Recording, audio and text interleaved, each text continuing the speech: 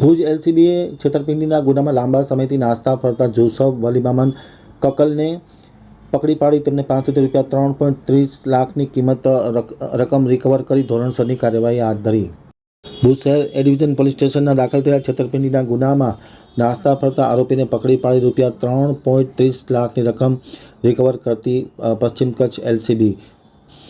એલસીબીના police inspector AM Makwana તથા sub inspector JB Jadav, MH સિનોરના માર્ગદર્શન હેઠળ અનિરુદ્ધસિંહ રાઠોડ, રણજીતસિંહ જાડેજા, જયદેવસિંહ જાડેજા, વિક્રમસિંહ ગોહિલનાઓએ ચોક્કસ બાતમીના આધારે આરોપી જુસફ વલીમામન ફકલ રહેવાસી ઓધવન્ના સોસાયટી એરપોર્ટ રોડ ભુજવાળાને પકડે પાડી તેના પાસેથી ₹3.30 લાખનો મુદ્દામાલ રિકવર કર્યો હતો. તેઓ છેતરપિંડીના ગુનામાં છેલ્લા કેટલાક સમયથી નાસ્તા ફરતા હતા, જે અંગેની બાતમીના આધારે એલસીબીએ પકડી પાડી ધોરણસરની કાર્યવાહી હાથ ધરી.